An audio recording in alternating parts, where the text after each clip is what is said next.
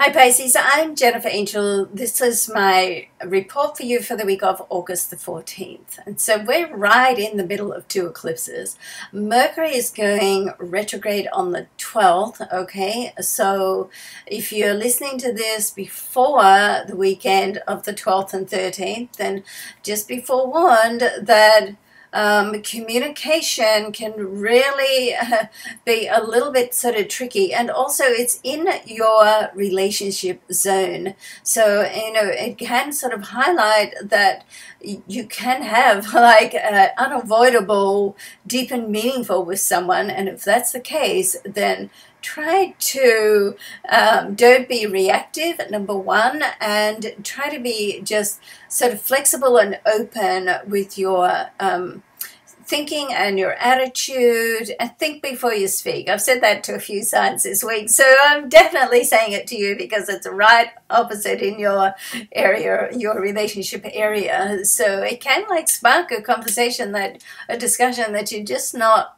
expecting, not ready for. Okay, so keep that in mind, and because then once it settles down, it's always that 2 or 3 days in and out before a planet goes retrograde, or it's stationary retrograde or stationary direct. That can be the most sort of confusing time in the retrograde transit. Once that settles down, you get past that 2 or 3 days, then it starts to even out, and in that sense, it's a great time to think about your relationships, where you are in them, what you want to say. Do you need to? It's a great time to learn more about people. It is in the Virgo sign, so there is like a message here to be careful not to be too critical, because everybody is different, of course, and sometimes when you have opposite opinions, then it can actually be complementary. I mean, we don't have to all be the same as each other. That'd be pretty boring, wouldn't it, really? So try to be open to allowing someone else to have their opinion, and also for other people to allow you to have your opinion. It's a two-way street. Now, right at the start of the week, around the same time, the Sun and Saturn are going to interact in a very favorable astral aspect. And Saturn sits in your career zone, has all year. It's going to move out of here in right at the end, literally right at the end of the year. But with the connection with the Sun, it really helps. And the Sun is in your area of productivity, work. Mars is here as well. So there is, you want to be careful, number one, with Mars there, that you don't take on too much, because you can overload yourself at the moment. And with Mercury going into retrograde, that just can cause confusion and chaos. But so the Sun and Saturn interaction helps to bring everything into reality, make it more real, ground it, so you know what you're working with, who you're working with, how you're going to move forward. Okay, so the one advice here is try not to be too rash with your thinking. Admittedly, your first thought, being a water sign and highly intuitive, your first intuitive thought is usually the best. But then your analytical side can jump in and mess that all around. So certainly with Mars, the impatience and impulsiveness of Mars, when you get that first thought, it probably is the right one. But make sure that you get the logistics are in place, okay? And that's what the Saturn and the Sun will help you do. Help you get the logistics in place. Help you just take a step back, think about things, and particularly with that Mercury retrograde. But you know what? It all looks good. So they're just like little, messages for you to keep in mind while whatever's going on in your life. All right. Now, we do have a opposition between Venus and Pluto. Now, this is really to do with love and friends. This is really, I like this opposition. It happens once a year, and it's right now, and it really is a spark of intense energy. So it allows you to connect with someone on a very emotional, deeper level, okay? So allow yourself to do that. So this is also quite a complex week. This is all sort of happening this week. And, you know, sometimes the Pisces first thought is to, well, let's not go there. We don't want to open that can of worms type thing.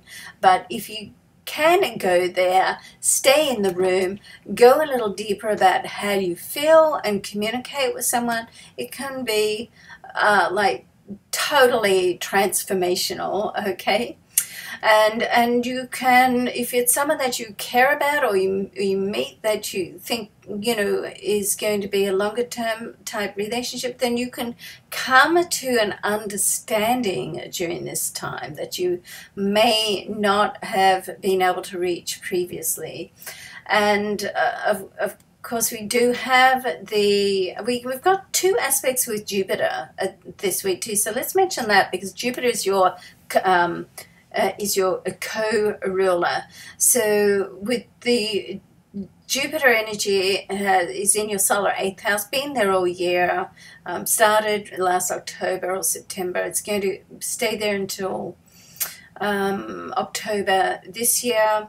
It is an area of intimacy, okay? So we do have, among other things, well, let's talk about that first, because we have Venus square Jupiter. So that square can be challenging. So it's like, guess what? If you allow yourself to go to that deeper level, then you can build intimacy, and you might feel a little bit out of control or uncomfortable during it, okay? So try not to pull back when you do that. Try to feel it and go through it, okay? Push through that feeling rather than pull back, because when you pull back, you just push all those emotions back down, and you have to wait again for a situation, person, or astral aspect to sort of bring it up again. So yeah.